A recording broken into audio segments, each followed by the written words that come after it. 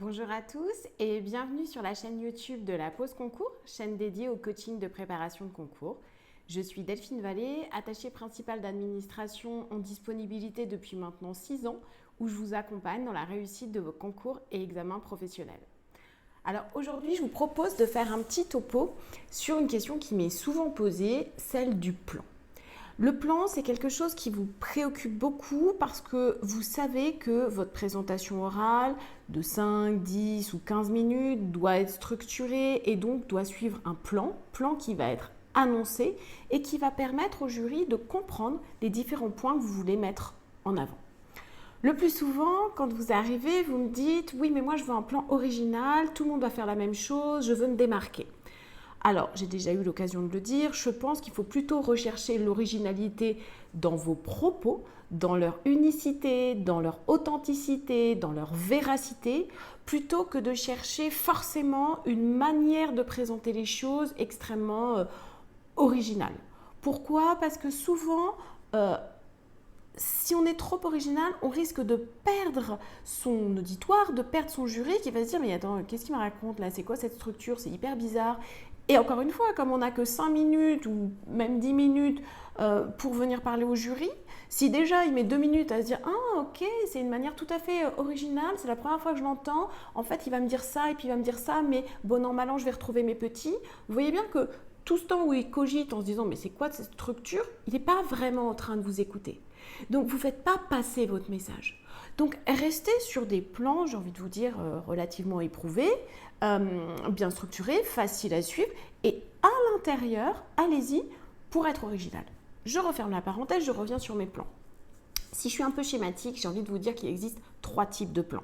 Ça ne veut pas dire qu'il n'y en a pas un 4e ou un 5e, mais globalement, avec ces 3-là et leurs petites variantes, vous avez des bonnes bases.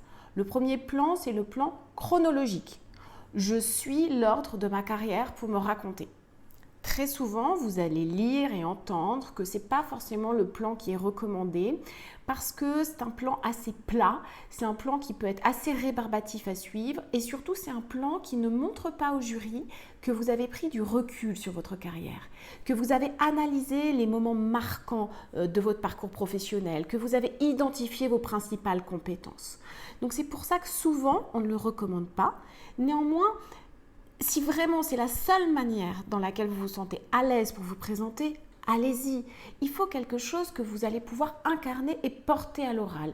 Donc, ne vous l'interdisez pas par principe, mais essayez de trouver des variantes. J'arrive sur cette variante et ce sera mon deuxième type de plan, c'est le plan que j'appelle chrono-analytique. Le plan chronoanalytique, c'est quoi ? C'est de dire, je vais suivre l'ordre chronologique de ma carrière parce que pour moi, c'est plus facile de me raconter comme ça, parce que j'ai peur d'oublier des choses.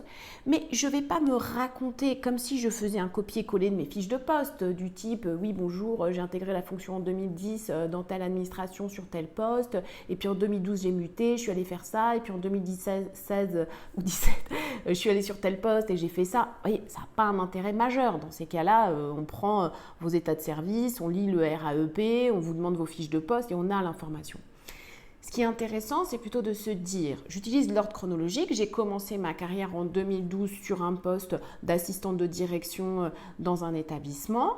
Dans ce cadre, rapidement, mes missions étaient, pour vous situer, et là, vous allez sur l'analyse. L'analyse, c'est ce que vous avez appris sur ce poste.